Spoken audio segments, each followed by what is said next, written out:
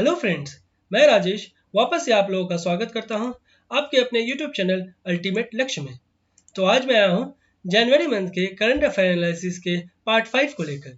इससे पहले मैंने दिसंबर मंथ तक ऑलरेडी कवर कर लिया है, जिसका लिंक आपको नीचे डिस्क्रिप्शन में मिल जाएगा।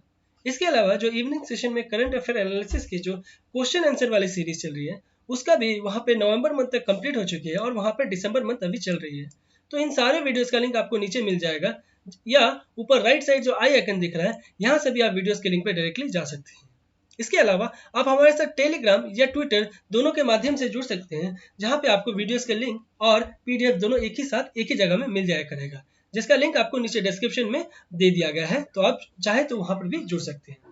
इसके अलावा एक और बात आप लोग को साफ तौर पे बताना चाहूँगा कि यहाँ पे स्पेशली सिविल सर्विस एग्जामिनेशन और ईपीएफओ को ध्यान में रख के ये करंट अफेयर्स बनाया गया है। तो जो भी हमारे फ्रेंड्स जो खास तौर पे इसी एग्जाम के लिए प्रिपरेशन कर रहे हैं, तो बिल्कुल निश्चिंत होकर रहें। जैसा कि मैंने आपको बताया पहले कि 90 से 95% तक का सिलेबस मैं यहाँ पे कवर करने वाला हूँ।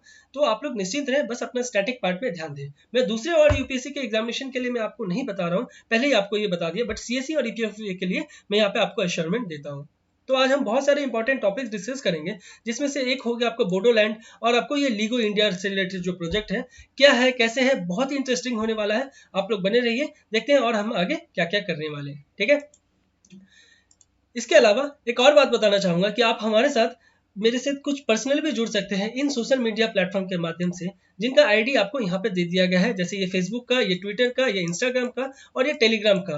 तो यहाँ पर आप जो भी वीडियोस में अपलोड होती है ना, उसका अपडेट वहाँ पे बहुत ही सही टाइम में मिल जाया करता है, भले ही अगर कहीं और हो या ना हो।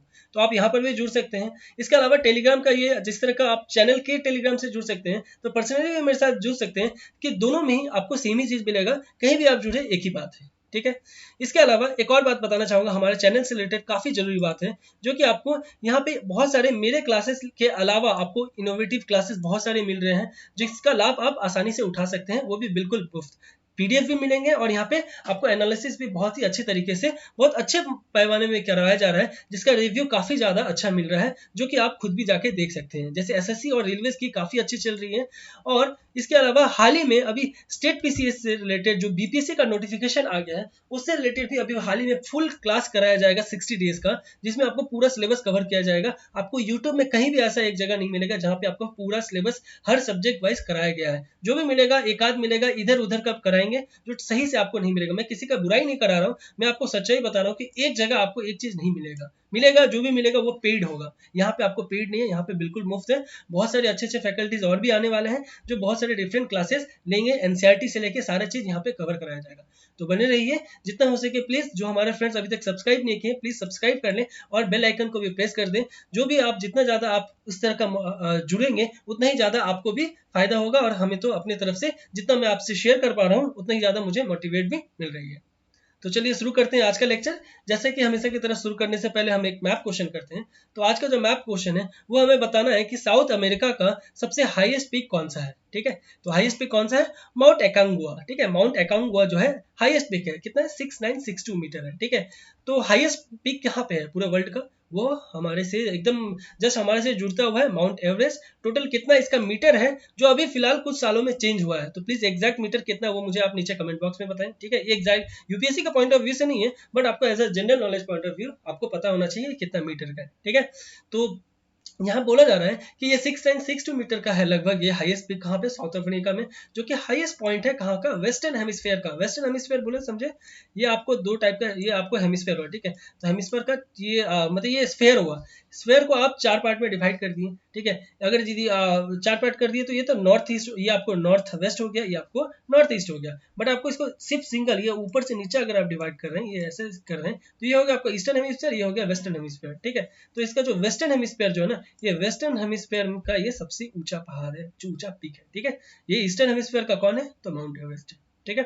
पूरे वर्ल्ड का अगर पूछेंगे तो कौन सा है? वो भी माउंट एवरेस्ट है। ठीक है। ये सब कुछ कुछ बेसिक पार्ट हो गया। साउथ अमेरिका ये रहा आपको, यहाँ पे आपको अर्जेंटीना में जस्ट अर्जेंटीना और चिले का बॉर्डर में आपको ये मिल जाएगा माउंट एकोंगुआ, ठीक है। ये आपको पूरा इसके आसपास में हो गया आपको पेरू, इसके अलावा परुग्वे हो गया, उरुग्वे हो गया आपको, ठीक है। उसके अलावा ये आपको थोड़ा सा एरिया जो अर्जेंटीना का है ना वो ब्राजील को भी टच करता है, ठीक है। इसके अलावा ये बाकी एरिया अर्जेंटीना का जो है ब्राजील को टच नहीं करता, जस्ट हल्का सा पार्ट आपको ब्राजील से टच करता है। इसलिए ब्राजील काफी ज्यादा उसके जो अमेजन फॉरेस्ट की वजह से बहुत ज्यादा न्यूज में थी, तो उससे रिलेटेड हो सकता है आपको, ऊपर से एकोंगुआ जो हाईएस्ट पीक भी है, तो ये सबसे रिलेटेड कुछ में भी क्वेश्चन बन सकता है। तो आपको पता होना चाहिए कि अर्जेंटीना क्या ब्राजील को टच करता है कि नहीं करता है, ठीक है। तो ये सब कुछ कुछ बेसिक पार्ट हो गया। चलिए देख, और एक बात यहाँ देख पा रहे होंगे, ये इक्वेटर यहाँ से पास होता है। तो आप ये बताइए कि जो ट्रॉपिक ऑफ कैप्रिकॉर्न है वो कितने सारे कंट्री को टच करके जाता है, ठीक है। यहाँ इक्वेटर दिख रहा है आपको, पर कैप्रिकॉर्न कितने सारे कंट्री को टच करता है ये आप मुझे नीचे कमेंट बॉक्स में बताएं, ठीक है। शुरू करते हैं आज का लेक्चर। तो हमारा पहला टॉपिक हुआ आपको नॉन प्रोलिफरेशन ट्रेटी से रिलेटेड, एनपीटी, जिसे हम इंटरनेशनल रिलेशन वाले सेक्शन में लिखेंगे, क्योंकि ये कुछ हमें बहुत सारे कंट्री जो भी है ना हमारे फेवरेट कंट्रीज, जो हमारे दोस्त बंधु है, उनसे रिलेटेड यहाँ पे बताया जा रहा है कि कैसे करके उनसे ये ट्रीटी ही कुछ ऐसा है कि काफी ज्यादा इंपॉर्टेंट हो जाता है हमारे सिक्योरिटी से रिलेटेड, ठीक है। तो हाल ही में ये न्यूज में इसलिए बना क्योंकि ईरान ने वार्न किया किसको, कि हम नॉन प्रोलिफरेशन जो ट्रीटी है हम इससे बाहर होने वाले हैं। किसको वार्न किया, तो अगर वो बोल रहे हैं कि हम इस एनपीटी से बाहर हो जाएंगे अगर ये यूरोपियन यूनियन अगर अपना जो भी डिस्प्यूट हो रहा है ना उनके और उनको जिस तरह का एटॉमिक प्रोग्राम से रिलेटेड यूएन सिक्योरिटी काउंसिल में वो जिस तरह का यूएस क्या किए पीछे हट गए सारी चीजें हैं। तो वो अब देखिए, एक चीज को अगर आप 5 लोग मिलकर स्टार्ट किए हैं और अचानक एक लोग बीच से हटना चाहे तो वो कहाँ का नाइंसाफी है, मैं कहाँ का इंसाफ है वो। जब कोई चीज 5 लोग शुरू किए हैं तब वो 5 लोग के ही सहमति से ना हटा जाएगा। तो यहाँ पे अचानक यूनाइटेड स्टेट्स अमेरिका जो है वो बीच में आके वो बोल रहे हैं हम नहीं रहेंगे, तो ये तो 5 लोग की सहमति से किया गया था, तो क्यों ये ईरान माने वो बात को। वो सारे प्रोटोकॉल वो हर चीज को मानने के लिए ईरान वहां तैयार हो गए। अभी यहाँ पे बोल रहे हैं एक जन बीच से हट गया, कौन है वो, यूनाइटेड नेशंस हट गया, जैसा हमने पढ़ा भी था। तो इसके वजह से वो यूरोपियन यूनियन को फोर्स कर रहे हैं, जो भी वहाँ के P5 अदर मेंबर्स है ना उनको बोल रहे हैं कि आप सिक्योरिटी काउंसिल में इस बात को उठाइए, अगर आप ये नहीं उठा रहे हैं तो हम ये एनपीटी से हम बाहर हटेंगे, ठीक है। तो ये बात था। ये न्यूक्लियर जो डील था ना ये 2015 में साइन किया गया था। कौन कौन थे, ब्रिटेन, फ्रांस, जर्मनी, जो कि यूरोपियन कंट्रीज है, बहुत ही आपको P5 कंट्रीज से रिलेटेड बहुत ज्यादा इंपॉर्टेंट रखते हैं ये सारे कंट्रीज। तो इनको ये ईरान बोल रहे हैं कि आप सिक्योरिटी काउंसिल में इसके बारे में बोलिए, ठीक है, क्योंकि ये P5 वहाँ का ज्यादा पावर है, ठीक है ना, जिसमें से चाइना भी एक कंट्री है जिसका वहाँ पे सिक्योरिटी काउंसिल में एक पोर्टफोलियो है जहाँ पे उनका बात मान मतलब एक तरह का लिया जाता है, ठीक है ना। जिससे रिलेटेड हाल ही में आपने सुना था कि इंडिया से रिलेटेड भी जब आर्टिकल 370 को इशू कहाँ पे चाइना ने इंडिया आपको यूनाइटेड नेशंस का जो सिक्योरिटी काउंसिल है वहाँ पे लेके गया था ये 370 का इशू। तो उसी तरह से अब ईरान भी बोल रहे हैं यूरोपियन कंट्रीज को कि आप लेके आइए जिस तरह का यूएस ने हरकत किया है, ठीक है। इसके अलावा ईरान ये भी बोल रहे हैं, ये 3 EU मेंबर्स को, ये जो ब्रिटेन, फ्रांस और जर्मनी है, इनको बोल रहे हैं कि कैसे करके यूनाइटेड स्टेट्स ने री इम्पोज से रिलेटेड जो भी यहाँ पे बोल रहा है विथड्रॉ किया गया है सारा लैंडमार्क अकॉर्ड से रिलेटेड जो भी ईरान डील हुआ ना 2015 का न्यूक्लियर डील, ये सबसे जैसे जैसे यूएस ने जो भी स्टेप्स लिया है इनको डिटेल में बताना होगा सिक्योरिटी काउंसिल के सामने, ठीक है। और 2015 का डील के बारे में तो बता ही दिया कि किस तरह का डील हुआ था। ये टोटल जितने भी आपको है ना सारे रिलेटेड जो भी ईरान को सैंक्शन कराने से रिलेटेड ये सारे कंट्रीज आए थे कि न्यूक्लियर प्रोग्राम को वो आगे बढ़ावा ना दे, इसलिए ये डील किया गया था। क्योंकि बहुत अच्छे पैमाने में ईरान अपने जो भी न्यूक्लियर एक्टिविटीज में वो रुक नहीं रहे थे, इसलिए ये इनके द्वारा बहुत बड़ा सैंक्शन लगाया गया उनके ऊपर, तब जाके वो ईरान ने ये डील साइन किया था, ठीक है। तो अब ये बोल रहा है कि इस तरह का चीज जब कोई एक कंट्री ही इनको फॉलो नहीं कर रहे हैं जो इनको लेके आए इस आपको सैंक्शंस के डालने के बाद, तो अब वो नहीं है तो हम भी क्यों मारे, ठीक है। तो अब बोलते हैं कि जानते हैं कुछ एनपीटी से रिलेटेड, ये जो ट्रीटी है इस ट्रीटी से रिलेटेड जानते हैं, ये एक मल्टीलैटरल ट्रीटी है जो कि एम करता है स्पेशली किस पे, न्यूक्लियर वेपन्स को कैसे करके वो रिड्यूस कर सके, कैसे करके वो लिमिट कर सके, ठीक है। जिसमें वो आ जाएगा नॉन प्रोलिफरेशन आ जाएगा, डिसआर्ममेंट आ जाएगा, उसके अलावा peaceful use of nuclear energy कैसे किया जा सके, ये सब चीज यहाँ होगा, ठीक है। ये जो ट्रीटी है ना एनपीटी का, ये स्पेशली साइन किया गया था कब, ये 1968 में, बट यहाँ पे जो न्यूक्लियर डील से रिलेटेड जो कि आपको यहाँ पे इश्यू उठा दिया गया ये अभी 2015 में है, ठीक है। तो 1968 में ये फोर्स किया गया था और 70 में ये पास करा दिया गया था। अभी लगभग इस एनपीटी में 190 मेंबर स्टेट्स हैं, ठीक है। तो ये सब चीज कुछ कुछ हो गया बेसिक पार्ट। इसके अलावा कुछ और बात आपको बताना चाहूंगा कि इसमें कुछ कुछ इम्प्लीकेशंस हैं, ठीक है, ये एनपीटी में। जैसे कि स्टेट को जो भी विदाउट न्यूक्लियर वेपन्स है ना, वो कभी भी एक्वायर नहीं करेंगे। ये जब मतलब ये 68 में जब ये लाया गया ना, तो 68 से पहले जो भी लोग थे उनको, उनके पास, जो लोग के पास था 68 से पहले, वो लोग तो ठीक है रखेंगे, बट उनके बाद अब 68 के बाद अब किसी के पास वेपन नहीं एक्वायर होना चाहिए। दूसरा बोल रहा है कि state with nuclear weapons will pursue disarmament. तो जिन कंट्री के पास न्यूक्लियर है वो अब धीरे धीरे डिसआर्मेंट करना शुरू करेंगे। और जो भी स्टेट एक्सेस करना चाहते हैं न्यूक्लियर टेक्नोलॉजी का पीसफुल पर्पसेस के लिए, तो वो सब चीज अंडर सेफ गार्ड, मतलब सारे सावधान ध्यान रखते हुए वो पीसफुल पर्पस के लिए न्यूक्लियर का यूज कर सकते हैं। जैसे कि रिएक्टर्स के, मतलब इलेक्ट्रिसिटी प्रोड्यूस करने के लिए न्यूक्लियर रिएक्टर आप सुने ही होंगे कि सबसे ज्यादा जो भी है बहुत अच्छे पैमाने में यूज किया जाता है न्यूक्लियर्स का, रिएक्टर्स का, जिससे इलेक्ट्रिसिटी प्रोड्यूस किया जा सके, है ना। तो वो सब पीसफुल पर्पज के लिए कुछ यूज करना है तो कर सकते हैं। ये यहाँ पे आपको इम्प्लीकेशंस में दिया हुआ है एनपीटी के, जिसमें की प्रोविजंस भी रखा गया है कुछ, कि ये ट्रीटी डिफाइन करता है कि न्यूक्लियर वेपन स्टेट्स कैसे वो अपना मैन्युफैक्चर करेंगे, कैसे वो डोनेट करेंगे अपने एक्सप्लोजिव डिवाइस को, कब से 1967 से, ठीक है। और जितने भी अदर स्टेट्स है ना, इसलिए उनको क्या करना पड़ेगा, कंसीडर करना पड़ेगा नॉन न्यूक्लियर वेपन स्टेट्स, ठीक है। जो भी है 1967 से पहले जिनके पास ऑलरेडी था, तो वो लोग तो ठीक है, पर जिनके पास नहीं था वो लोग को नॉन न्यूक्लियर स्टेट्स करना पड़ेगा। तो 67 से पहले कौन कौन से आपको कंट्री थे, जैसे चाइना हो गया, फ्रांस हो गया, रशिया हो गया, यूके हो गया और यूएस, ये इनके पास था, ठीक है, वेपन। तो वो तो रहेंगे न्यूक्लियर स्टेट्स के नाम से, अब वो जान रहे हैं। बाकी सारे क्या हो जाएंगे, नॉन न्यूक्लियर वेपन स्टेट्स के नाम से जानेंगे, ठीक है। तो उनको पीसफुल पर्पसेस के लिए ही करना होगा। बट हमने क्या किया, आपको कौन से ईयर में हमने फर्स्ट न्यूक्लियर टेस्ट किया था, प्लीज आप मुझे नीचे कमेंट बॉक्स में बताएं कि फर्स्ट हम लोग ने कब स्टार्ट किया था, ठीक है। काफी ज्यादा हंगामा हुआ था उस वक्त, हमने बहुत सारे इश्यूज, हमारे ऊपर पाबंदी लगाया गया था, और बहुत सारे वहाँ पे प्रोटोकॉल्स और बहुत सारे आपको नए नए एक रेजोल्यूशन भी उस वक्त ले लिया गया था, जो कि सबको पूरे वर्ल्ड में मानना पड़ेगा जिस तरह से हमने काम किया था। बट लेकिन हमने कुछ साल बाद जाके, आपको बता दूं, सेकंड वाला हुआ था आपको 99 में, अटल जी की वहां पे सरकार थी, तो वहां पे पोखरण 2 जो टेस्ट हुआ वहां पे हमने सक्सेस किया, और हमने उसी वक्त नो फर्स्ट यूज का भी रेजोल्यूशन ले लिया था, जिससे कि उतना ज्यादा कोई हैम्पर, कोई नहीं, कोई ज्यादा उतना उत्तेजित ना हो, कि इतना ज्यादा उत्तेजित हो गए और जिससे कि हमारे ऊपर तरह तरह के सैंक्शंस लगाने लगे। तो इसलिए हमने पहले ही नो फर्स्ट यूज का एक आपको रेजोल्यूशन भी ले लिया था, जिसे हमने पूरे वर्ल्ड को समझाया भी था। ये हमने सिर्फ एक मतलब एक तरह से डिटरेंस क्रिएट करने के लिए लिया है, ना कि ये वॉर एक्टिविटीज हम लोग शुरू करने वाले हैं, ठीक है। जैसा नॉर्थ कोरिया हमेशा यूज किया करते हैं, उस तरह का हम नहीं है, ठीक है। ये सब कुछ कुछ बातें थे। चलिए चलते हैं अपने अगले टॉपिक पे। अगला टॉपिक हो गया आपको लीगो प्रोजेक्ट से रिलेटेड। जैसा मैंने आपको इमेज में दिखाया था, ये बहुत ही उतना एक प्रोजेक्ट है जो कि पूरे वर्ल्ड लेवल पे ऐसे छाने वाला है। जो भी इससे रिलेटेड इनिशिएटिव लिया जा रहा है, जो भी इससे रिलेटेड कुछ आउटकम आएगा ना, वो फ्यूचर के लिए बहुत ज्यादा फायदेमंद होने वाला है। ये है क्या आखिर, तो ये laser interferometer gravitational wave observatory है, ठीक है। आप ऑब्जर्वेटरी बहुत सारे टाइप का देखे होंगे, तो ये ग्रेविटेशनल वेव का ऑब्जर्वेटरी हो जा है, जिसका नाम ये लीगो प्रोजेक्ट रखा गया है। इसके और भी, ये ग्रेविटेशनल वेव ऑब्जर्वेटरी ना पूरे वर्ल्ड में बहुत सारे डिफरेंट डिफरेंट नाम से भी है। तो यहाँ पर अभी लीगो से रिलेटेड जाना जाएगा धीरे धीरे, और भी मैं आपको एंड में, जब ये टॉपिक का एंड में जब आएंगे, तो मैं आपको और भी कुछ इससे एक्स्ट्रा चीज सब बताऊंगा, ठीक है। यहाँ बोला जा रहा है कि एक international team led by LIGO Virgo scientist has identified another event of gravitational ripples from a collision of two neutron stars, ठीक है। हाल ही में क्या हुआ, इंटरनेशनल टीम जो भी है ना लीगो का, उन्होंने क्या किया, लीगो और विर्गो दो अलग अलग साइंटिस्ट है, दो अलग अलग ऑब्जर्वेटरी है, ध्यान दीजिएगा, ये दो अलग अलग ऑब्जर्वेटरी ने कुछ आइडेंटिफाई किया, जिसमें उनको मिला कि ग्रेविटेशनल रिपल ना एक अलग टाइप का टू न्यूट्रॉन, मतलब देखिए ग्रेविटेशन होता, सबसे पहले उम्मीद करता हूँ आप लोग इसके बारे में पता होगा, फिर भी आपको हल्का फुल्का मैं बता दूँ कि जब ये ग्रेविटेशनल, ये जो वेव है ना, ये कब प्रोड्यूस होती है।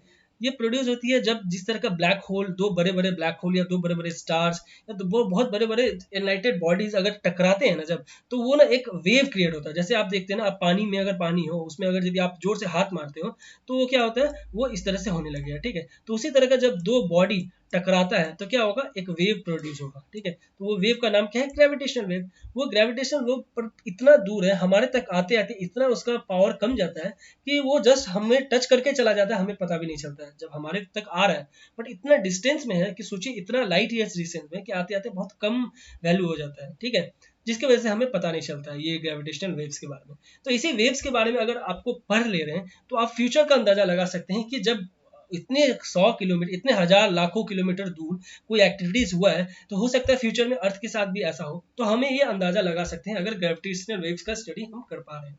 तो ये सब कुछ बातें हो रही है फ्यूचर के लिए हम लोग कर रहे हैं, है ना। ये साइंस जो भी चीज आ रहा है तो इससे रिलेटेड हम क्या प्रेजेंट को तो देख रहे हैं, पास्ट को रिलेट कर रहे हैं, उसके बाद फ्यूचर के बारे में हम कुछ स्टेप्स अच्छे ले सके, प्रिकॉशंस ले सके, तभी तो कर रहे हैं ना। तो ये सब चीज बात यहाँ पे ये लीगो प्रोजेक्ट के तहत हो रहा है। लीगो भी एक आपको ऑब्जर्वेटरी है और वीरगो भी है, ये भी ऑब्जर्वेटरी है, और एक जापान के द्वारा भी ऑब्जर्वेटरी है। मैं आपको डायग्राम में दिखाया था, अभी और एंड आते आते मैं आपको बताऊंगा। तो इसके ये जो प्रोजेक्ट है ना, ये 2017 में एक्चुअली में लॉन्च किया गया था।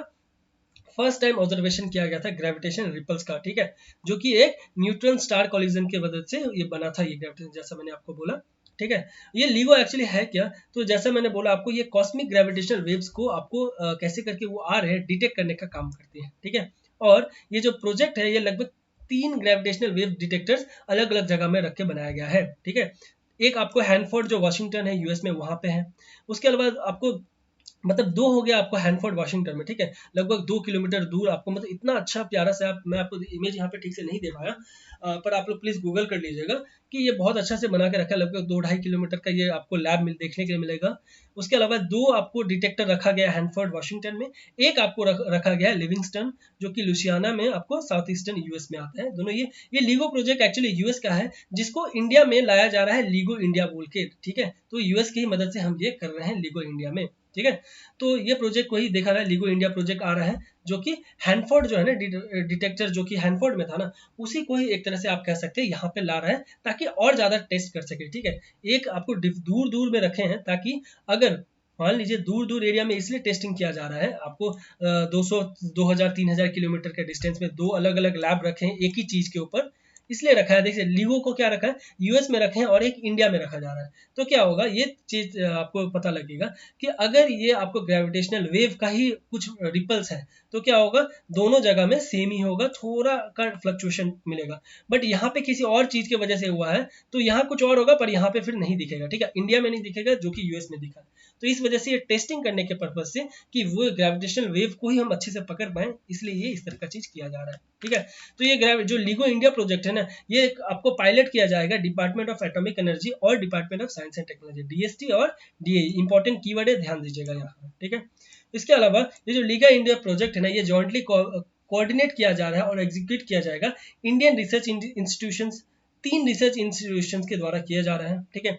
Inter university centre for astronomy and astrophysics IUCA Pune के द्वारा। इसके अलावा एक और है जो कि department of atomic energy organisation institute of plasma research Gandhinagar जो कि गुजरात में है। तीसरा आपको हो गया Raja Ramanna centre for advance technology जो कि इंदौर में है, मध्य प्रदेश, ठीक है। तो ये सारे चीज आप थोड़ा ध्यान रखिएगा, ये सारे एरिया, ये सारे बॉडी जो हमारे तरफ से है वो इसमें इन्वॉल्व हो रहे हैं लीगो प्रोजेक्ट में, ठीक है। बढ़ते हैं अगले टॉपिक पे, वो भी काफी इंपॉर्टेंट है, क्योंकि ये आपको हाल ही में हमने शिप्स के जो रिसाइकल से रिलेटेड बहुत बार हमने न्यूज, मतलब हमने बहुत सारे टॉपिक्स डिस्कस कर लिया, क्वेश्चन भी डिस्कस कर लिया। एक और है, अब ये शिप्स के ही से ही जुड़ा हुआ है, थोड़ा कुछ पार्ट रिसाइकल भी मिलेगा, पर देखते हैं क्या है पॉल्यूशन से रिलेटेड, ठीक है।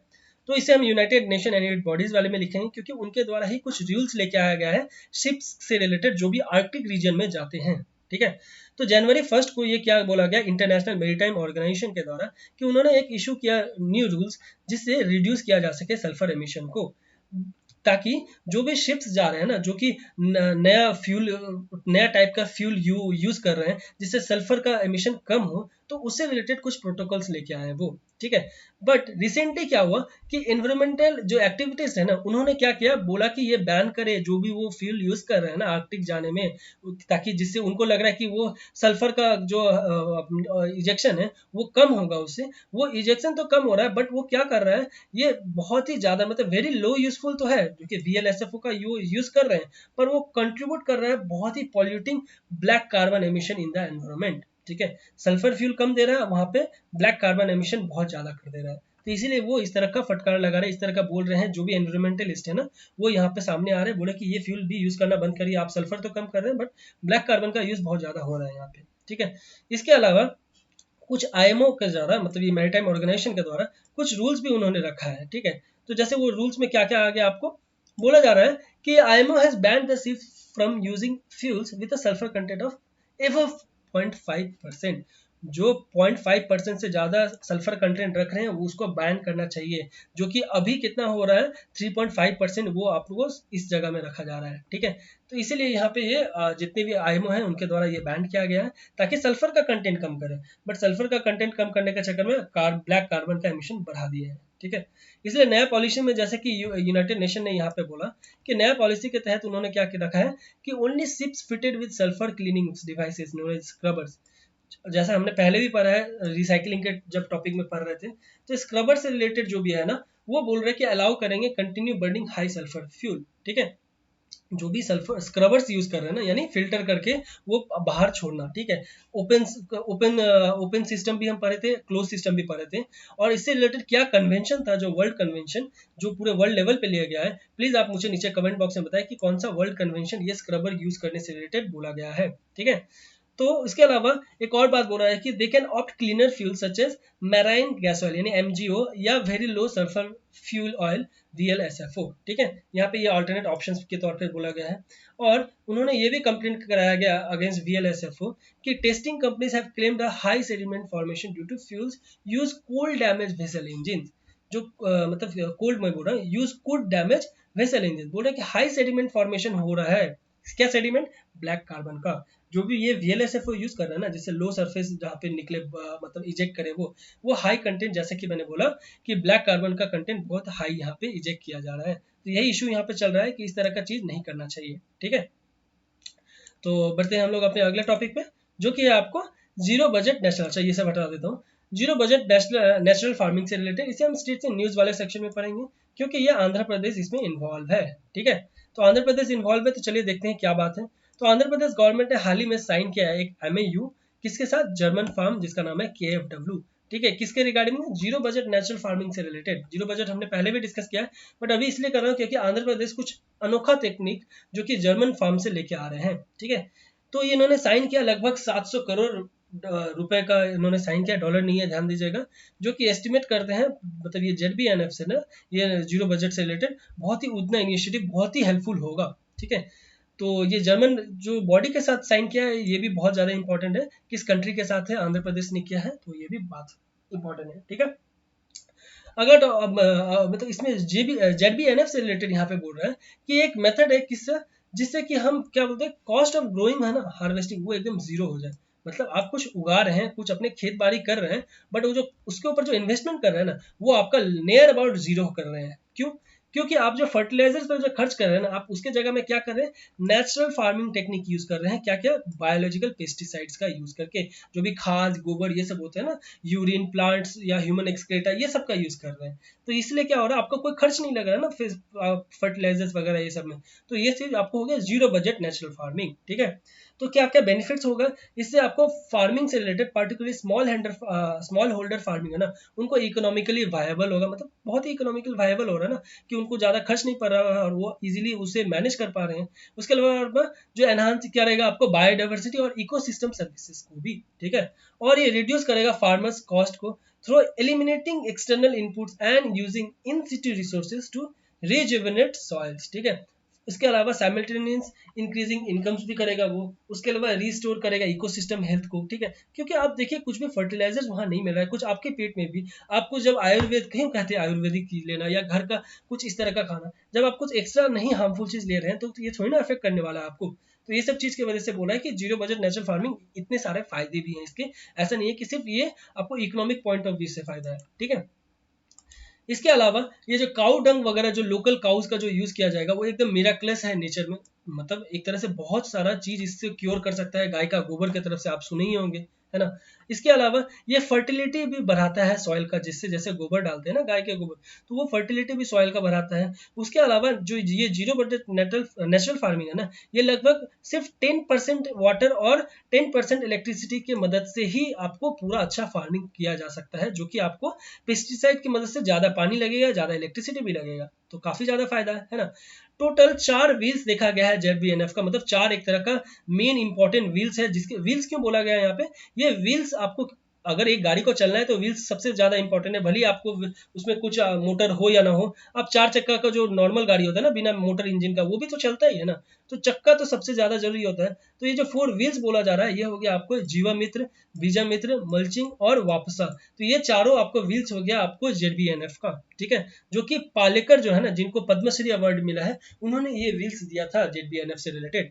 तो जीवामित्र बोल रहा है कि जीवामित्र स्पेशली हो गया आपको जितने भी fermented mixture of cow dung है ना, यूरिन, एक जीवामित्र हो गया वो। जैगरी, पल्सेस, फ्लोर या आपको वाटर, जो भी हमारे फ्रेंड्स गांव से रिलेटेड गए होंगे या कभी या वहां रहते हैं, उनको तो ये सब चीज रिलेट करने में काफी आसानी हो रही होगी। तो प्लीज आप ये सब थोड़ा ये सब वर्ड को खाली ध्यान रखिए, अपना लैंग्वेज मत लिखिएगा। जीवामित्र, बीजामित्र, मल्चिंग और ये वापसा, ये अगर आप लिख दे रहे हैं ना ZBNF को ऐड करते हुए, बहुत ही अच्छा आपको मार्क्स मिलेगा। +2 3 तो आप इजिली ले पाएंगे अगर इस तरह का कुछ कभी लिखते हैं आप मेंस या ऐसे राइटिंग में, ठीक है। तो उसके अलावा बीजामित्र हो गया आपको बीज से रिलेटेड, काउ डंग और यूरिन वाटर। इसके अलावा मल्चिंग भी हो गया कि कैसे करके आप कवरिंग कर रहे हैं plants with a layer of dried, मतलब dried straw on fallen leaves, मतलब लीव्स वगैरह का ही यूज कर रहे हैं आप, कुछ भी इस तरह का नहीं आप एक्सटर्नल बाहर का चीज यूज कर रहे हैं। वापसा हो गया कि कैसे करके आप वाटर, ठीक है, वापसा वाटर आपसे आप रिलेट कर सकते हैं। वापसा कैसे हो गया आपको प्रोवाइड वाटर करना, जैसे करके आप मेंटेन कर रहे हैं पूरा मॉइस्चर बैलेंस को, ठीक है। ये सब चीज आपको ध्यान देते हुए जब कर रहे हैं ना, तो ये चारों हो गया आपको एक तरह का व्हील्स फार्मिंग से रिलेटेड आपको ZBNF का, ठीक है। गवर्नमेंट ने भी बहुत अच्छे अच्छे इनिशिएटिव्स मतलब स्टार्ट किया है ताकि ZBNF को और प्रमोट किया जा सके, जैसे कि परंपरागत कृषि विकास योजना जो कि 2015-16 से ही चल रही है, और राष्ट्रीय कृषि विकास योजना जो कि हमने ऑलरेडी डिस्कस किया इसके ऊपर क्वेश्चंस और टॉपिक। तो ये सारे इनिशिएटिव भी बहुत इंपॉर्टेंट है। अगर आप ये सारे जितने भी मैं अपनी एक्सप्लेनेशन में आपको बता रहा हूँ, ये सारे का आपको एक एक वर्ड भी अगर यूज कर लेते हैं ना, तो मेंस के लिए तो आपके लिए एकदम ऐसा होगा, मक्खन जैसा आंसर आपको चला जाएगा, इतना फ्लो कि आंसर जो चेक कर रहे हैं ना, वो तो पढ़ते पढ़ते ही आपको +2 3 तो इजिली दे पाएंगे हर क्वेश्चन में, ठीक है। तो इसके अलावा आपको बढ़ते हैं हम लोग अपने अगले टॉपिक पे, जो कि है डेमोक्रेसी इंडेक्स 2019।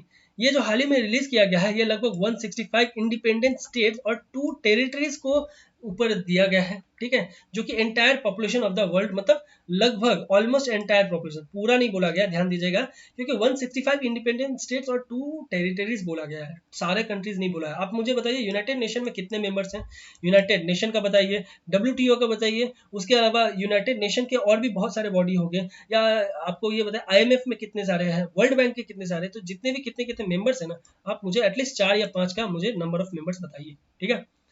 इसके अलावा इंडेक्स से रिलेटेड अगर कुछ जानते हैं तो ये इंपॉर्टेंट बॉडीज वाले यहाँ मैं नहीं लिखा हूँ, भूल गया हूँ, तो इसे हम इंपॉर्टेंट बॉडीज वाले सेक्शन में लिखेंगे, इंडेक्स वाले सेक्शन में नहीं लिखेंगे। क्यों? क्योंकि इकोनॉमिक इंटेलिजेंस यूनिट इनके द्वारा पहले भी बहुत सारे निकाले गए हैं, तो हमें डिफ्रेंशिएट करके याद रखना होगा, तो ये हम इंपॉर्टेंट बॉडीज वाले सेक्शन में लिखेंगे। ये आपको लाया गया है इनके द्वारा, EIU के द्वारा, जो कि बेस्ड करते हैं लगभग मतलब 5 कैटेगरी के ऊपर ये इंडेक्स निकालते हैं।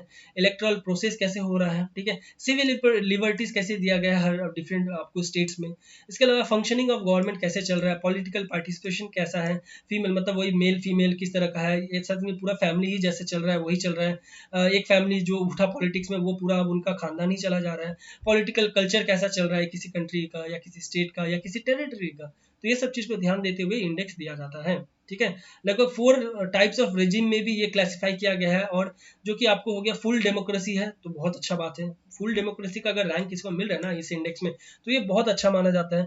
फ्लॉर्ड डेमोक्रेसी उससे कम, हाइब्रिड रेजिम थोड़ा कम, और ऑथोरिटेरियन रेजिम अगर हो तो मतलब सबसे लो कैटेगरी में देखा जाता है इस आपको क्लासिफिकेशन ऑफ डेमोक्रेसी इंडेक्स में, ठीक है।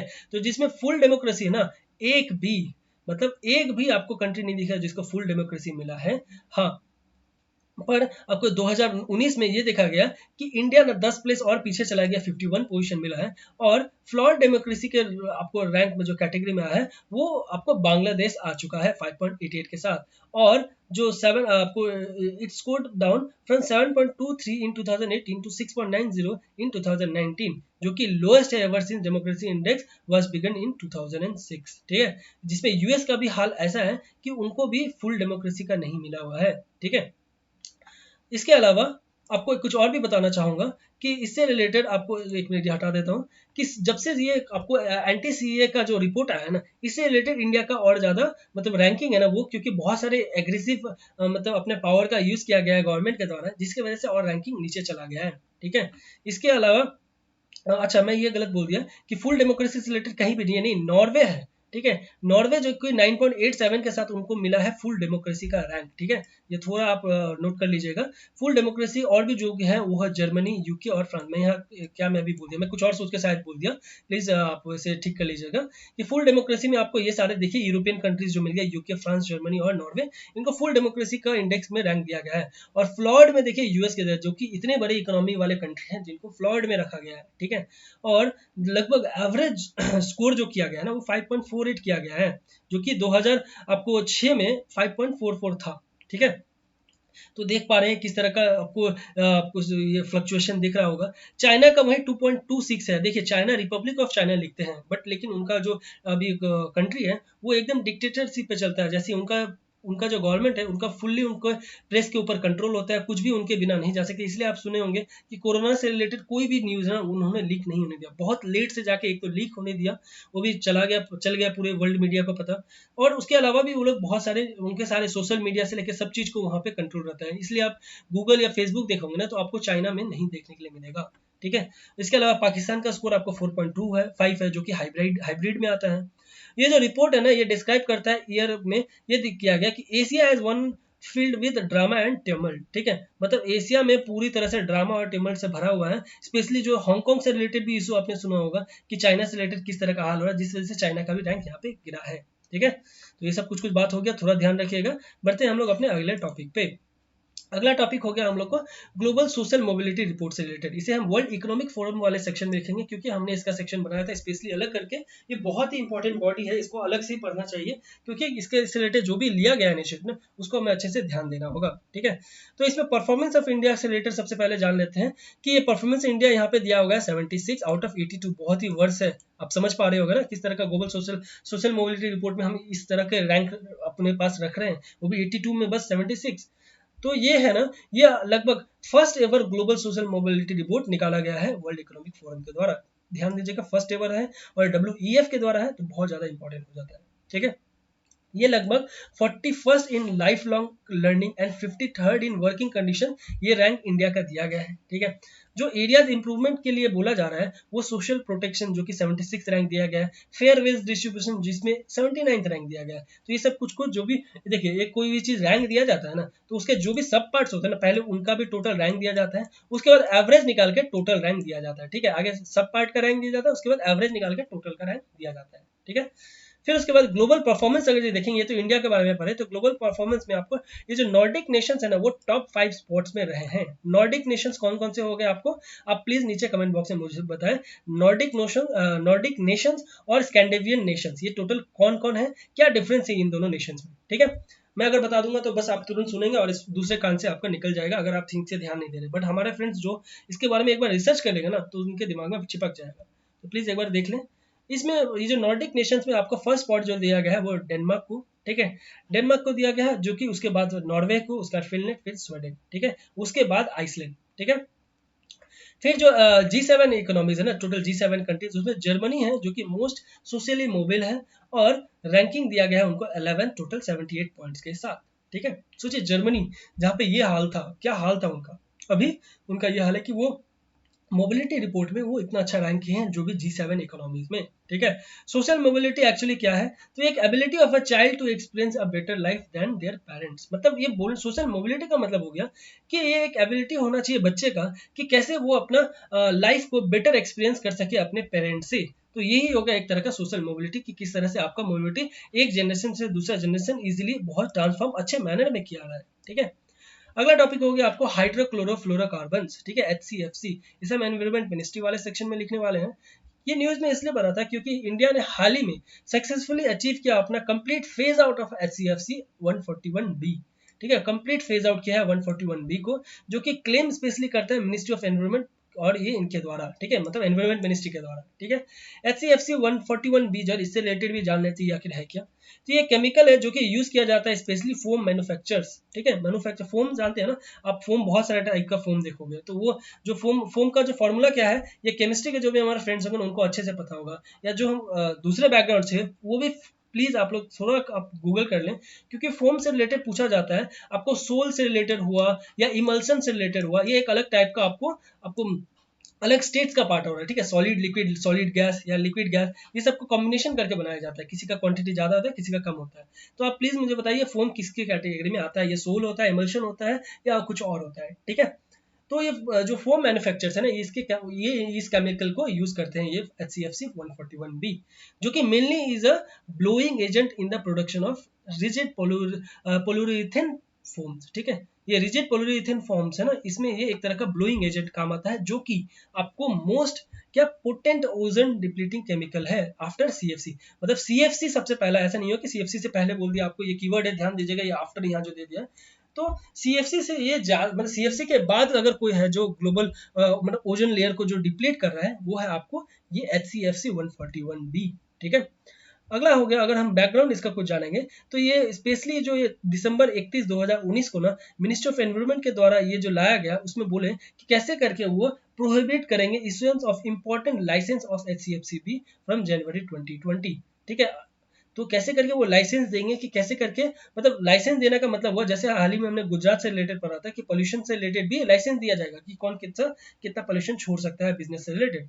तो यहाँ पर भी अब बोला जा रहा है एनवायरमेंट मिनिस्ट्री के द्वारा कि HCFC 141b को ऊपर भी लाइसेंस दिया जाएगा कि इंपोर्ट कोई करना चाह रहा है तो कैसे उसको ऊपर जिसके पास लाइसेंस होगा वही कर सकते हैं, क्योंकि हमें ये कंट्रोल करना है ओजन डिप्लीशन को। तो इससे रिलेटेड हमने एक रूल्स बनाया था ओजन से रिलेटेड, ओजन डिप्लीटिंग सब्सटेंसेस अमेंडमेंट रूल्स 2019, उसी के तहत में हम ये एक्शन ले रहे हैं, ठीक है। और ये कहाँ के अंदर, एनवायरमेंट प्रोटेक्शन एक्ट के अंदर ही एक रूल्स है ये ओजन वाला, ठीक है। उसी के तहत में हम ये 141b के ऊपर कुछ लाइसेंस का रिलेटेड एक क्राइटेरिया ला रहे हैं ताकि कंट्रोल कर सके इसकी, ठीक है। इसका मेन जो सिग्निफिकेंस है, ये 50% of the consumption of ozone depletion है ना, वो पूरा कंट्री में जो कि HCFC 141 के फोम सेक्टर से ही आता है, ठीक है। ये जो चीज आया था, ये मॉन्ट्रियल प्रोटोकॉल जो हमने पहले भी पढ़ा है, तो ये मॉन्ट्रियल कौन से कंट्री का ये एरिया है, प्लीज आप मुझे नीचे कमेंट बॉक्स में बताएं, मैं काफी बार बता चुका हूँ आपको।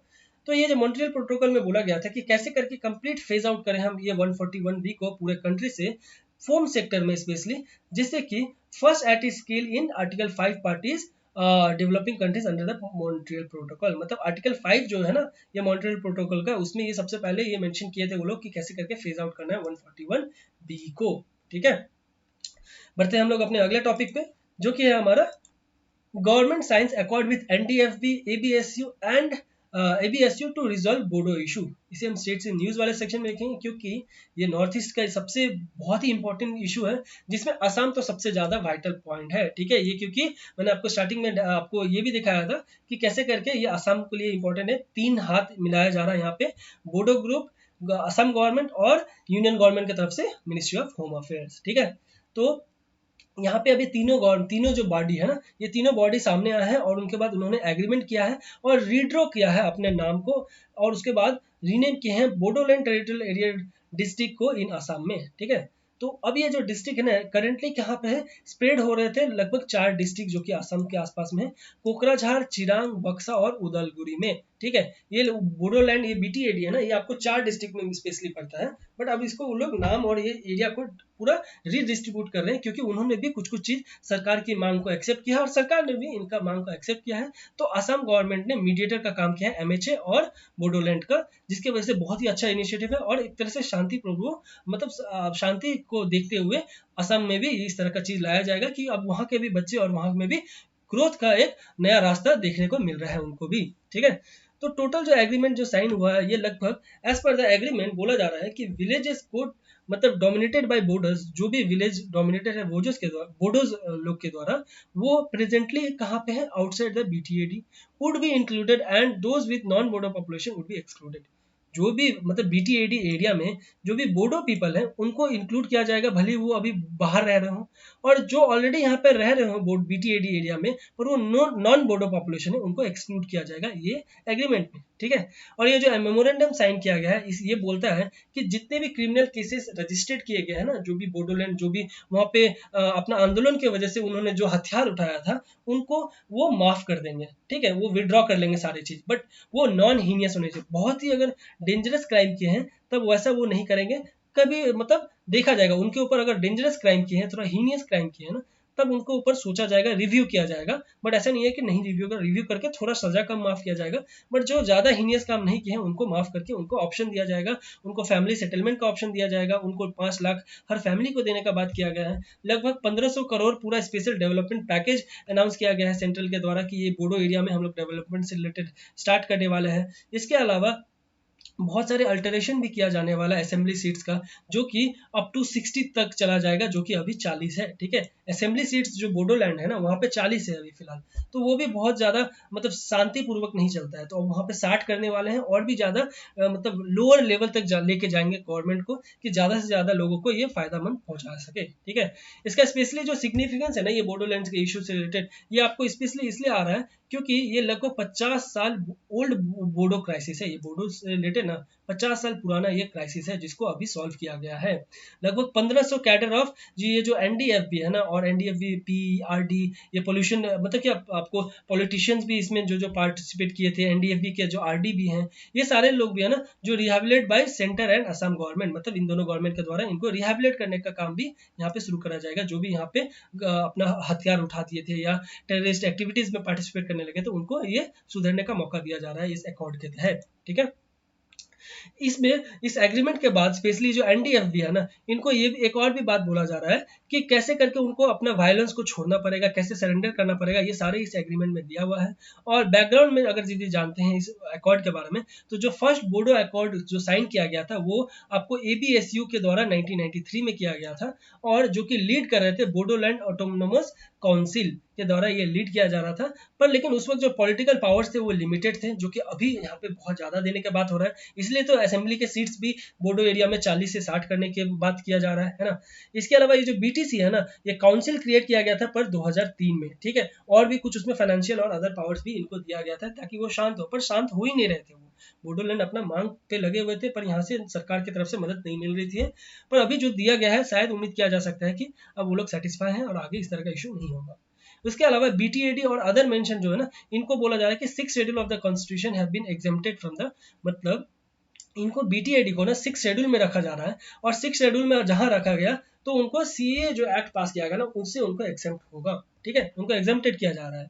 इसके अलावा आगे क्या बात हो रहा है कि जो सिटीजनशिप और वर्क परमिट है ना, इससे रिलेटेड भी वहाँ पे बात होना चाहिए, क्योंकि अभी सिटीजनशिप से रिलेटेड वहाँ ठीक से एड्रेस नहीं किया गया है ये बोडोलैंड टेरिटोरियल रीजन में। ठीक है, और बहुत सारे बोडो ग्रुप्स हैं जो कि डिमांड कर रहे हैं कि उनको सेपरेट लैंड जो मिलना चाहिए एथनिक कम्युनिटी के हिसाब से, जो कि 1972 से मांग कर रहे हैं। तो उससे रिलेटेड भी अभी तक कुछ मतलब क्लियर नहीं किया गया है गवर्नमेंट के द्वारा। उम्मीद किया जा रहा है कि धीरे धीरे ये सब भी इशू धीरे धीरे सॉल्व हो जाएगी। ठीक है, इसके अलावा एक और बात इससे रिलेटेड करेंगे कि जो एनडीएफबी है ना, इसका स्पेशली क्या बात था, जब पॉलिटिकल मूवमेंट स्टार्ट हुआ था ना तो आर्म ग्रुप्स ने क्या किया, अपना एक सेपरेट बोडो स्टेट करने की मांग की। 1986 में जाके एक बॉर्डर सिक्योरिटी फोर्स बना के बॉर्डर बोल रहा हूँ, बोडो सिक्योरिटी फोर्स बनाने का उन्होंने शुरुआत किया। तो जो फाउंडर थे उनके वो थे रंजन डैमरी के द्वारा ये बीडीएसएफ का शुरुआत किया गया था, और ये बीडीएसएफ धीरे धीरे उसको नाम चेंज करके बना दिया गया एनडीएफबी, जिसका फुल फॉर्म है national democratic front of Bodoland. ठीक है, और ये एक ऑर्गेनाइजेशन बना जो कि इन्वॉल्व थे सारे अटैकिंग से रिलेटेड, कैसे करके किलिंग करना, एक्सटॉर्शन, ये सारे चीज जाके सरकार के ऊपर दबाव बनाया जा सके। ठीक है, तो कौन है बोडोज, यानी बोडोज हो गए एक सिंगल लार्जेस्ट ट्राइबल कम्युनिटी जो कि असम के हैं, जो कि 5 to 6% of the state population है। काफी ज्यादा सिंगल लार्जेस्ट ट्राइबल कम्युनिटी है, ध्यान दीजिएगा। इसके अलावा उन्होंने कंट्रोल किया था बहुत ही लार्ज पार्ट ऑफ असम अपने पास्ट में, पर धीरे धीरे अभी वो एकदम 4 डिस्ट्रिक्ट जो है ना, कोकराझार, बक्सा और उदलगुरी और चिरांग, इनके एरिया में वो आके पूरा तरह से छा गए, और बाकी सारे एरिया में उनका जो जो रुतबा था वो थोड़ा कम गया। बट वो एरिया को, ये 4 डिस्ट्रिक्ट है ना, उनको वो बोडोलैंड टेरिटोरियल एरिया डिस्ट्रिक्ट के नाम से घोषित करके उनको बहुत सारे इथनिक ग्रुप्स भी वहाँ पर बना लिए। तो ये सारे चीज हुआ। ठीक है, जो बोडोलैंड डिस्प्यूट था ना, ये 66-67 से चलता आ रहा था, और ये सेवरल डिमांड अपना बहुत सारे ले रहे थे, मांग कर रहे थे, बट उनको ठीक से नहीं मिल पा रहा था। थोड़ा थोड़ा उनके ऊपर कुछ मुंह में मिठाई देके उसके बाद फिर चुप करा देते, पर वो फिर से वो थोड़ा कुछ दिन बाद फिर से वो आगे उभर के सामने आते थे, और बहुत सारे अपने एक्टिविटीज, किलिंग, एक्सटॉर्शन और अटैकिंग वगैरह ये सब तो कॉमन चलते रहता था। ठीक है, उसके बाद 87 में भी ये एबीएसयू जो ऑल बोडो स्टूडेंट्स यूनियन, वो भी आए सामने, उन्होंने अपना रिन्यू किया अपना और डिमांड किया किया कि divide Assam into 50-50 was a call, ठीक है, असम को 50-50 करे और आधा उनको मतलब बोडोलैंड को ही दे दे, ठीक है, जिसको लीड कर रहे थे उपेंद्र नाथ ब्रह्मा के द्वारा ये लीड किया था। बहुत ही इंपॉर्टेंट कीवर्ड है, ध्यान दीजिएगा कि एबीएसयू के जो लीडर थे वो ये थे, ठीक है। और जो बॉर्डर आपको बोडो सिक्योरिटी फोर्स जो बनाया गया था वो रंजन डयाबरी के द्वारा किया था, ठीक है। काफी ज्यादा न्यूज में थे, तो ये सब बेसिक कीवर्ड्स है जो कि प्लीज आप लोग थोड़ा ध्यान रखें, ठीक है। बढ़ते हैं हम लोग अपने अगले टॉपिक पे, जो कि है आपको करप्शन परसेप्शन इंडेक्स, ठीक है। करप्शन परसेप्शन इंडेक्स से रिलेटेड यहाँ पे आपको इसके वो हम इंपॉर्टेंट बॉडीज वाले सेक्शन में लिखेंगे, क्योंकि ये जो रिलीज किया गया है ये बहुत ही इंपॉर्टेंट बॉडी ट्रांसपेरेंसी इंटरनेशनल। हम इससे रिलेटेड ये बॉडी ने एक और भी चीज, एक क्या बहुत सारी चीज निकाला है, बट हमने जो रिसेंटली पढ़ा है प्लीज आप उसका नाम नीचे कमेंट बॉक्स में बताएं अगर आपको याद है, वरना मैं आपको नेक्स्ट क्लास में जरूर बताऊंगा, ठीक है।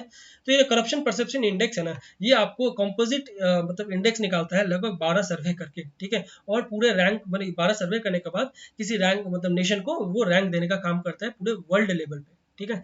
ये इंडेक्स जो बेसिकली बेस्ड रहता है आपको एक्सपर्ट का ओपिनियन पब्लिक सेक्टर करप्शन से रिलेटेड, मतलब जो भी एक्सपर्ट है ना किसी कंट्री के, अब एक कंट्री है उसके ऊपर जो भी एक्सपर्ट है उनको बोलेंगे कि आपके कंट्री में जो भी पब्लिक सेक्टर एरिया है उसमें कैसा लेवल का करप्शन है, आप उसके ऊपर टिप्पणी करिए। तो उसी से रिलेटेड वो सर्वे करते हैं और उसके बाद वर्ल्ड लेवल पे वो शो करते हैं, ठीक है। तो लगभग ये 180 कंट्रीज को रैंकिंग देने का काम करते हैं, और टेररिटीज का भी मतलब कंट्रीज और टेररिटीज जो भी है उनको ये पूरा ये जैसे भी पब्लिक सेक्टर करप्शन हो इस पे रिलेटेड वो जो भी एक्सपर्ट या बिजनेस पीपल जो भी राय देते हैं ना उससे रिलेटेड ये रैंकिंग देने का काम करते हैं। ये लगभग जो स्केल यूज करते हैं वो 0 से लेकर 100 तक का यूज कर रहे हैं, हाँ।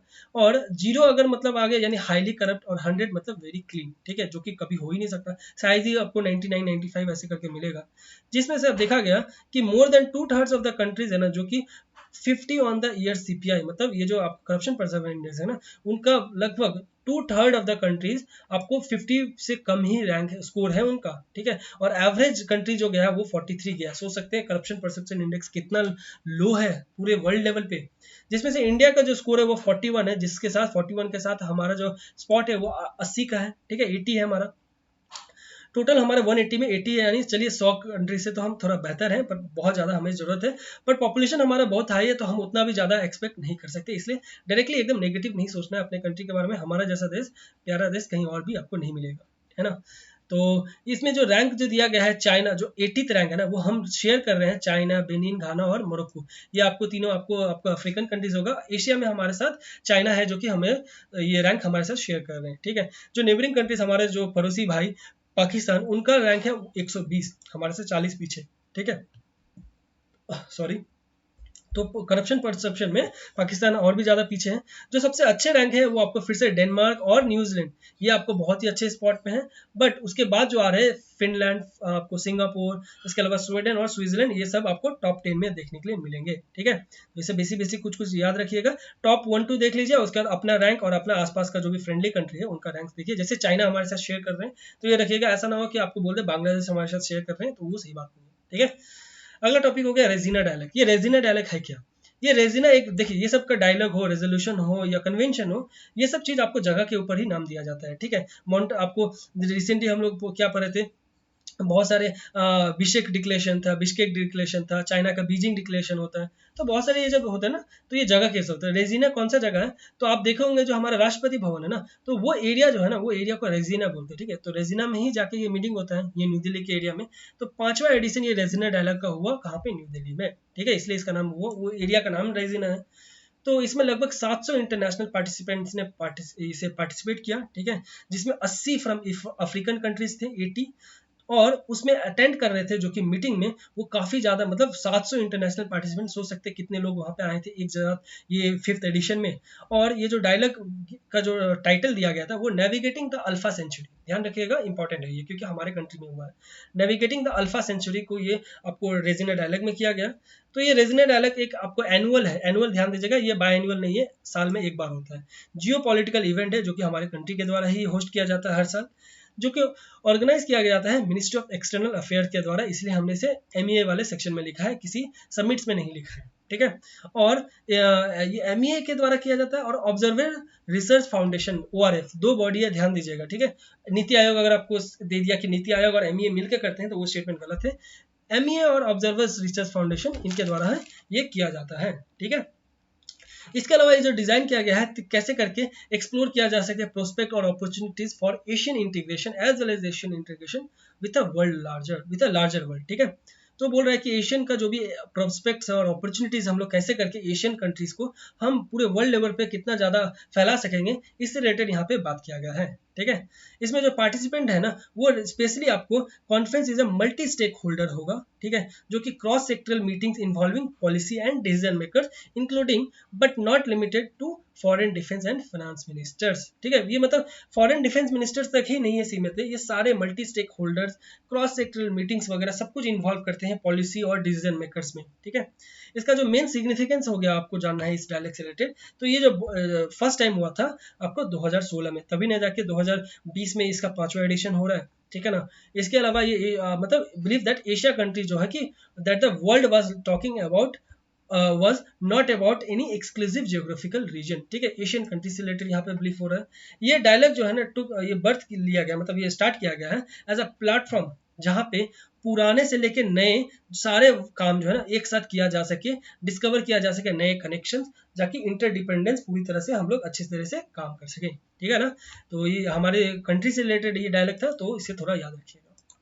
अगला टॉपिक हो गया ब्लॉकचेन टेक्नोलॉजी। काफ़ी ज़्यादा ये न्यूज़ में हमेशा पिछले 2-3 साल से चल रहा है, क्योंकि ये जो बिटकॉइन का यूज़ से रिलेटेड बहुत सारे इश्यूज पूरे वर्ल्ड लेवल पे चल रही है। तो ये चलिए देखते पढ़ते हैं। इसे हम मिनिस्ट्री ऑफ इलेक्ट्रॉनिक्स वाले सेक्शन में लिखेंगे, क्योंकि हाल ही में जो ये इलेक्ट्रॉनिक्स मिनिस्ट्री के अंदर में जो आते हैं ना NIC, इन्होंने एक सेटअप किया है सेंटर ऑफ एक्सेलेंस। ये सेंटर ऑफ एक्सेलेंस कहाँ पे क्या है, आपको बेंगलुरु जो कि कर्नाटका का कैपिटल है, ठीक है।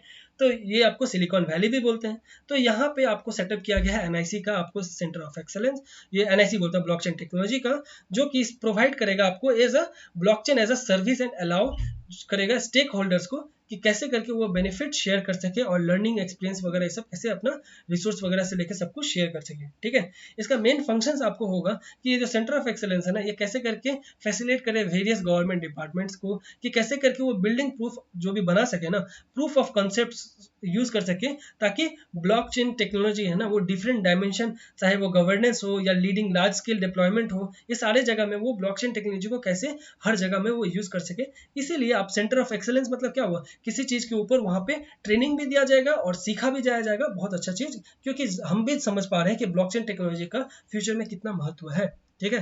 ये जो सेंटर ऑफ एक्सेलेंस है ना, इसको ये भी हो सकता है कि प्रोवाइड करेगा एज अ सर्विस, ठीक है, blockchain as a service BASS, ठीक है, और efficient hosting of blockchain network. कौन बोला ये, जो भी ऑफिशियल्स है ना NIC के, उन्होंने ये बात बोला। तो ये ब्लॉकचेन जैसा कि हमने पहले बोला, ये है क्या, ये एक नया डेटा स्ट्रक्चर है दैट जो कि सिक्योर करेगा क्रिप्टोग्राफी बेस्ड, जो कि मतलब आपको ये डिस्ट्रीब्यूट अक्रॉस अ नेटवर्क, ठीक है। ये आपको एक डेटा सिक्योरिटी का पॉइंट है जो कि क्रिप्टोग्राफी बेस्ड रहता है, मतलब क्रिप्टोग्राफी बेस्ड आपका जो भी है ना अमाउंट, वो ऐसा डेटा में कोडिंग कर दिया जाएगा और वो 3-4 सर्वर से लिंक रहेगा, ठीक है। वो यहाँ पर भी आपको शेयर रहेगा, यहाँ पर भी शेयर रहेगा। आप जैसे वो कोड को आप डिकोड करेंगे ना, बस आपको सारा इन्फॉर्मेशन मिल जाएगा, ठीक है। इसके अलावा ये जो टेक्नोलॉजी है ये सपोर्ट करता है क्रिप्टो करेंसी, जैसा मैंने बोला बिटकॉइन को ट्रांसफर सपोर्ट करेगा, कैसे करके ट्रांसफर ऑफ डेटा और डिजिटल एसेट को ट्रांसफर किया जा सकता है। आपको एसेट है पर वो डिजिटली आपको कोड किया रहेगा, ठीक है। तो ये सब चीज हुआ ब्लॉकचेन टेक्नोलॉजी, ठीक है। चेन बनाया रहता है सारे डेटा का, अगर एक डेटा आपको कोई हैक भी कर लिएगा ना तो कोई टेंशन नहीं, आपके पास ये चेन बना हुआ है कि आपको उसका कॉपी मल्टीपल में आपको कहीं भी मिल जाएगा और आपको सही तरीके से सब कुछ आपको पास है इन्फॉर्मेशन, ठीक है। तो ये सब चीज से रिलेटेड इशू चल ही रहा था। उसके अलावा आपको बहुत सारे इसमें RBI के द्वारा आपको फटकार पहले स्टार्टिंग में लगाया गया, बट अब धीरे धीरे क्या हो रहा है कि इसके बाद जाना जा रहा है कि ब्लॉकचेन टेक्नोलॉजी वर्ल्ड लेवल पे बहुत इंपॉर्टेंट हो रहा है। तो अब धीरे धीरे थोड़ा नॉर्म्स को इजी करते हुए NIC और ये जो मिनिस्ट्री ऑफ इलेक्ट्रॉनिक्स है ये धीरे धीरे बहुत सारी चीज लेके आ रहे हैं, ठीक है।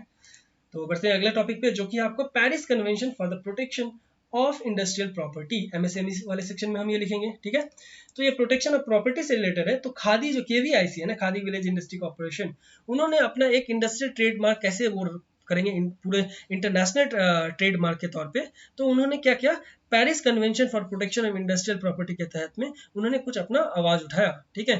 तो ताकि उनको पूरे वर्ल्ड लेवल पे उनको मान्यता मिल सके, अगर यदि वो IP मतलब इंडस्ट्रियल प्रॉपर्टी जो रेट है ना IP से रिलेटेड उनका मार्क मिल सके, एक खादी मार्क मिल जाए।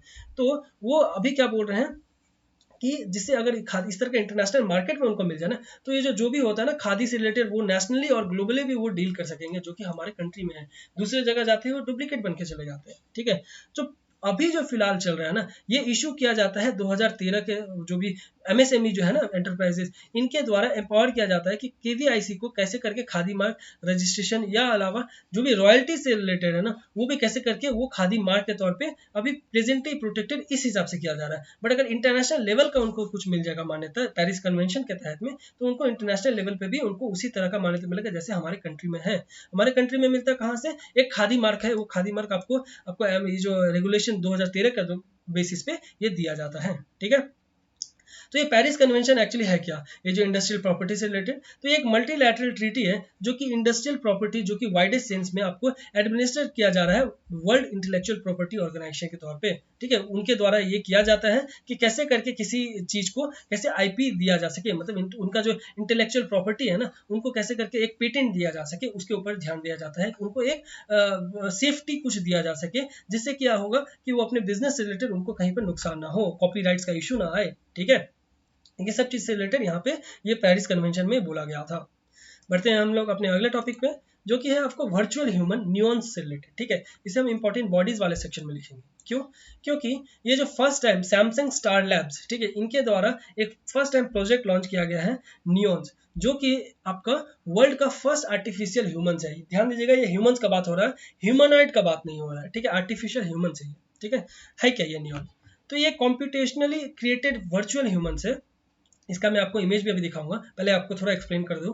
तो ये वर्चुअली क्रिएटेड आपको ह्यूमन से, जो कि वर्ड डिराइव करता है क्या, न्यू मतलब नया और ह्यूमन मतलब ह्यूमन। ठीक है, तो न्यूमन। ठीक है, तो ये न्यून वहीं से निकल गया। तो ये क्या करेगा, कैसे कम करेगा, ये वर्चुअली ह्यूमन और उसका इमोशंस आपको बताएगा। ठीक है, और आपको ऐसे दिखेगा कि जैसे कि आप डायरेक्टली किसी इंसान से बात कर रहे हैं। ठीक है, ये देख पा रहे होंगे आपको ये इमेजेस, तो ये इमेज इसी टाइप का है। आप ये वर्चुअली ह्यूमन कोई एक मॉनिटर रहेगा, वहाँ पे ये ह्यूमंस का यहाँ रहेगा सारा चीज उसको। अगर आप डॉक्टर से रिलेटेड है, आपको फीवर हो गया, अगर उसको उस हिसाब से प्रोग्राम किया गया ना, तो आप वहाँ जाएंगे उस स्क्रीन के सामने, जैसे ये स्क्रीन आप देख पा रहे होंगे, डॉक्टर है, आपको फीवर है, आप वहाँ जाएंगे और आप जैसे जैसे अपना प्रॉब्लम बताएंगे ना, वैसे वैसे वो आपको सोल्यूशन देगा। तो ये AI बेस्ड आपको ह्यूमंस है, ह्यूमनॉइड नहीं है कि ह्यूमनॉइड मतलब एक रोबोट आपके सामने आ गया। ठीक है, तो ये सब चीज वहाँ पे होगा।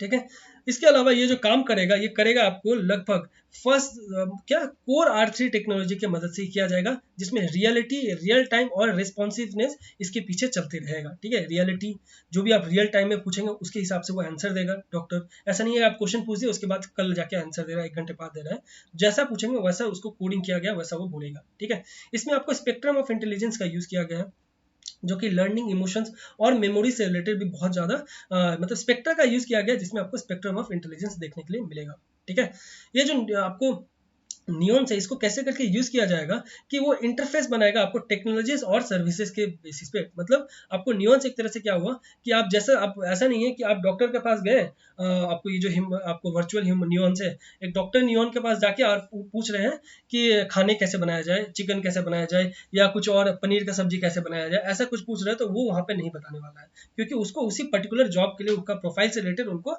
रेडी किया गया, तो वो उसी तरह का काम करेगा। आप कुछ और एक्सपेक्ट करेंगे तो वैसा वो नहीं होने वाला है। ठीक है, तो इसके अलावा आपको ये भी बोल रहा है कि ये जो फॉर्म ऑफ वर्चुअल एक्सिस्टेंस है ना, वो टेक्निकल लैंग्वेजेस जो भी आपको फिक्स किया रहेगा उसी हिसाब से वो काम करेगा। मतलब जैसा आप फीड करेंगे ना, AI है ना, वो जैसा आप वो लर्न करेगा उसी हिसाब से वो परफॉर्म करेगा ना।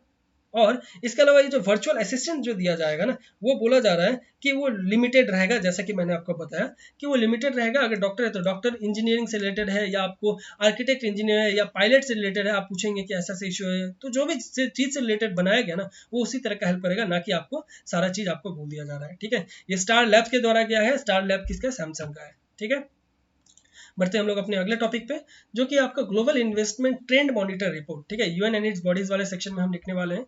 क्यों? क्योंकि ये UN की जो UN conference on trade and development है ना, इनके द्वारा ही ये एक रिपोर्ट रिलीज किया गया। ठीक है, इसमें जो की फाइंडिंग्स आया है वो बोल रहे हैं कि India was among the top recipients of foreign direct investment. India top 10 में आते हैं जो फॉरेन डायरेक्ट इन्वेस्टमेंट पूरे उनके कंट्री में किया जाता है, जो कि लगभग 49 बिलियन है। ठीक है, जो कि 16% इंक्रीज है पिछले साल से। ठीक है, 16% इंक्रीज काफी ज्यादा होता है। 49 बिलियन का इन्वेस्टमेंट हमारे कंट्री में आता है फॉरेन से। ठीक है, और ये जो ग्लोबल फॉरेन डायरेक्ट इन्वेस्टमेंट है ना, वो लगभग 1.39 ट्रिलियन है। पूरे वर्ल्ड में इतना FDI किया जाता है, जो कि आपको डिक्लाइन है लगभग 2018 से। 2018 में आपको 1.41 था, मतलब वर्ल्ड लेवल पे डिक्लाइन है, बट हमारे कंट्री में 16% इंक्रीज हुआ है। काफ़ी अच्छी बात है हमारे लिए तो, है ना। डेवलपिंग इकोनॉमीज जो होते हैं ना, वो कंटिन्यू रहते हैं कि एब्जॉर्ब कैसे करके half of the global FDI ना, वो कैसे करके फ्लो को एब्जॉर्ब कर ले, है ना। इसके अलावा जो एफडीआई है ना, वो फ्लो स्पेशली किस पे करते हैं, तो developed countries remain at a historical low level, ठीक है। जो लो लेवल के हिस्टोरिकल में है ना, उनको ये कैसे करके डेवलप किया जा सके, कैसे करके वो decreasing by further 6% to an estimated 643 billion, ठीक है। ये आपको डेवलप कंट्री और डेवलपिंग कंट्री से रिलेटेड बताया जा रहा है कि आपको देखने के लिए मिलेगा कि कितना ज़्यादा आपको ये जो एफडीआई है ना, वो कैसे कैसे करके कहाँ कहाँ किया जा रहा है, ठीक है। साउथ एशिया जो कि रिकॉर्ड किया गया है लगभग 10% इंक्रीज, जहाँ पे हम भी आते हैं, ठीक है, जिसमें से 10% साउथ एशिया इंक्रीज किया है, बट हम टोटल कितना किया, हम 16% इंक्रीज किए हैं। तो ये सब कुछ कुछ इंपॉर्टेंट है, कहीं कहीं हम तो अच्छा भी करते तो वो जरूर जानने का और भी ज़्यादा अच्छा मजा आता है उसी चीज़ को जानने में कि जहाँ पे इंडिया सबसे आगे है ना। पर लेकिन जीरो ग्रोथ देखा गया है यूनाइटेड स्टेट्स का, क्योंकि उन्होंने 251 बिलियन रिसीव किया है, जबकि बहुत ज़्यादा है, हमने कितना 49 बिलियन किया। यूएस को 251 बिलियन मिला है, बट जो 2018 में उनको 254 बिलियन मिला था, तो उनका तो ग्रोथ जीरो है, लगभग है तो नेगेटिव, पर फिर भी ग्रोथ जीरो ही काउंट करेंगे हमारा, पर लेकिन 49 बिलियन में ही हमने ग्रोथ किया है, ठीक है। तो इसलिए हमारे लिए जैसा भी हो, खुशी होना है तो खुश हो जाइए कुछ भी सोच के, क्योंकि भले ही हम उनके कंपेयर में उनके 1/5 है, फिर भी हम इंक्रीज कर रहे हैं तो अच्छी बात है। धीरे धीरे ऐसा जरूर टाइम आएगा जब हम उनको भी क्रॉस कर जाएंगे, है ना। बढ़ते हैं अगले टॉपिक पे, ये थोड़ा यहाँ पे छोटे छोटे टॉपिक सब होंगे। तो Indian data relay system, data relay satellite system, ठीक है। थोड़ा आज का लेक्चर लेंदी हो गया, क्योंकि मुझे आज ये जो जनवरी है आपको पूरा कंप्लीट कराना था, इसलिए मैं थोड़ा ज़्यादा एक्स्ट्रा टॉपिक्स भी आ गए हैं, ठीक है। टेंशन मत लीजिए, आपका ही फायदा होने वाला है कहीं ना कहीं से, वरना एक और वीडियो का आपको वेट करना पड़ता है जनवरी 6 पार्ट का, है ना। तो कोई बात नहीं, थोड़ा बने रहिए, सब्र रखिए, आपका ही फायदा होने वाला है, और कहीं ना कहीं से आपको ही एग्जाम क्लियर करना है और आईएएस ऑफिसर भी बनना है, ठीक है। इंडिया डेटा रिले सिस्टम जो है ना, ये आपको इंडिया प्लान्स, मतलब बोला जा रहा है कि India plans to ring its own era of space to space tracking and communication of its space assets. मतलब अब हमारा जो स्पेस में जो भी एसेट्स है ना, जैसे सैटेलाइट्स है ना, सैटेलाइट्स हुए बहुत सारे ऑब्जर्वेशन सैटेलाइट्स है, कम्युनिकेशन सैटेलाइट्स है, तो ये सारे सैटेलाइट्स तो हैं, बट उनका रेख देख करना भी तो हमारा ही रिस्पॉन्सिबिलिटी है ना। तो ये डेटा रिले सैटेलाइट सिस्टम है ना, ये वही काम करेगा कि देखेगा कि मान लीजिए हमारा एक सैटेलाइट यहाँ है, तो इसके आसपास में कोई भी ऐसा चीज ना है जो कि इसको नुकसान पहुंचा सके, ये सैटेलाइट का काम रहेगा, ठीक है। यही चीज यहाँ पे बोला जा रहा है, और कुछ यहाँ पे खास बात नहीं है कि ये इस तरह का जो है ना डेटा रिले सिस्टम, ये आपको बस इसी से रिलेटेड ध्यान देना, और कुछ यहाँ पे ऐसा बात नहीं बोला जो कि आपको ध्यान देना है। और इसरो के द्वारा ही लॉन्च किया गया जीएसएलवी लॉन्चर, जो कि जियो ऑर्बिट, जो भी आपको लोअर अर्थ ऑर्बिट से लेके आपको जो भी जियो स्टेशनरी ऑर्बिट है ना, वहाँ के सारे ये सैटेलाइट को ध्यान देने का काम करेगा, ठीक है। अगला टॉपिक हो गया West African nations rename common currency Eco. West African countries है ना, आपको अफ्रीकन कंट्रीज जो यहाँ मिलेंगे, यहाँ पे हॉर्न ऑफ अफ्रीका, ये हो गया ईस्टर्न, इस साइड के जो भी कंट्रीज है ना, जहाँ पे हम बहुत सारे प्रोजेक्ट्स भी लेके आए हैं, हाल ही में हमने डिस्कस भी किया था, उस सारे कंट्रीज के कुछ कंट्रीज ने क्या किया, अपना जो करेंसी है उनको नाम चेंज कर दिया। तो 8 वेस्टर्न अफ्रीकन कंट्रीज हैं जो पहले कुछ और यूज कर रहे थे, सीएफए फ्रैंक यूज कर रहे थे, उन्होंने अपना करेंसी का नाम इको चेंज करके बना लिया। और ये जितने भी है ना, वो फ्रैंक इसलिए यूज कर रहे थे क्योंकि वो पास्ट में फ्रांस के द्वारा ही वो कंट्री में रूल किया जाता था, ठीक है। तो इसीलिए वो सीएफए यूज करते, सीएफए फ्रैंक बोल के यूज करते थे। अब उन्होंने इको चेंज कर दिया, बोला कि अब फ्रांस से हमारा कुछ लेना देना ही नहीं है लेना देना है, बट हम उनको क्यों अपना पूर्वज मान के रखें, हम अब अपना शुरू कर दिए, अपना सब कुछ कर रहे हैं, ठीक है। तो ये जो 8 वेस्टर्न अफ्रीकन कंट्रीज है ना, उसमें से 7 तो थे आपको फ्रांस का उनमें रूल किया गया था, बट एक जो है ना गिनिया बिसाऊ, ये उनमें ऐसा कोई नहीं था कि फ्रेंच का भी वहां पे राज था कभी, ठीक है। बाकी सातों कंट्री जो है यहाँ पे फ्रांस का कभी ना कभी राज किया गया था, ठीक है। जैसे हमारे ऊपर ब्रिटिश थे, उसी तरह से वहां पर भी थे, ठीक है। अगला टॉपिक हो गया आपको development support services for state UTs DSSS for infrastructure projects, ठीक है। इंफ्रास्ट्रक्चर प्रोजेक्ट से रिलेटेड है। तो हाल ही में नीति आयोग और लद्दाख जो कि यूनियन टेरिटरी है, उन्होंने MOU साइन किया, जिससे क्या होगा कि नीति आयोग सपोर्ट करेंगे वहाँ के एडमिनिस्ट्रेशन को कि कैसे करके इनिशिएटिव लिया जा सके development support services to state for infrastructure projects, ठीक है। ये DSSS से रिलेटेड, मतलब इंफ्रास्ट्रक्चर प्रोजेक्ट कैसे वहाँ लेके आ जाए, क्योंकि बहुत सारा डेवलपमेंट की जरूरत है अभी हमारे लद्दाख वाले एरिया में, क्योंकि बहुत ज़्यादा वहाँ के लोग, अगर आपके कोई फ्रेंड्स होंगे तो आपको अच्छे से पता होगा कि वहाँ किस तरह का, बस आपको एक टूरिस्ट उसके अलावा वो भी वो भी उतने ज़्यादा एरिया में नहीं है, क्योंकि वहाँ पे बहुत सारे एनवायरनमेंट से रिलेटेड इश्यूज आ जाते हैं। उसके अलावा आपको कुछ नहीं वहाँ देखने के लिए मिलेगा, है ना। तो ये सबसे रिलेटेड डेवलपमेंट और के रिलेटेड काफ़ी ज़रूरत है। तो चलिए, बहुत अच्छा इनिशिएटिव है ये DSSS का, जो कि इंप्लीमेंट किया जा रहा है स्पेशली नीति आयोग की तरह। ध्यान दीजिएगा, इंपॉर्टेंट कीवर्ड है यहाँ का, ठीक है, जिसका एम वही सस्टेन और ट्रांसफॉर्मेशन कैसे करना है। और इसका जो मेन ऑब्जेक्टिव लिया जाए PPP के द्वारा, मतलब पब्लिक प्राइवेट पार्टनरशिप के द्वारा, ये इनका जो सक्सेस स्टोरी है ना, ये PPP मॉडल से किया जाएगा, ठीक है। अगला टॉपिक हो गया जो कि आज का आखिरी है, मीटियर मिसाइल्स। ये मीटियर मिसाइल्स हम फ्रांस से लेने वाले हैं, हाँ। तो पर ये जो डेट दिया गया था ना, हम फ्रांस को रिक्वेस्ट करें प्लीज़ हम लोग को अर्ली डिलीवरी करिए, हमें कुछ ज़रूरत है। Meteor air to air missile है, ध्यान दीजिएगा, ये एयर टू एयर है, सरफेस टू एयर नहीं है।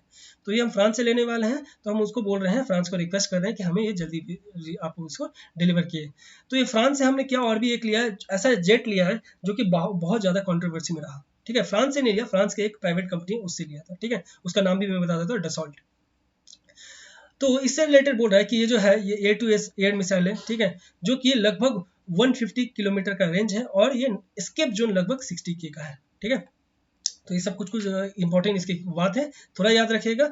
बाकी तो आप इतना स्मार्ट है कि सारा चीज़ आपको एग्जाम में जैसा आप बोल रहा हूँ फॉलो करते रहिए। देखिए कैसे नहीं आपका एक क्वेश्चन भी आपका छूटे, तब बाद में आप मुझे बताइएगा, ठीक है। तो इसी के साथ लेक्चर को एंड करते हैं। उम्मीद कर रहे हैं आपको लेक्चर पसंद आ रहा होगा। प्लीज़ आ रहा है तो नीचे आप कमेंट बॉक्स में जो भी आपका फीडबैक है देना ना भूलें। और अगर कहीं पर मैं आपको निराश कर रहा हूं तो प्लीज़, आपको डिसलाइक करने का भी पूरा हक है, बस कमेंट बॉक्स में ज़रूर बताएं रीज़न उस वक्त भी कि क्या मैं और मुझे कहाँ पे सुधार करना होगा। तो थैंक यू, धन्यवाद, जय हिंद।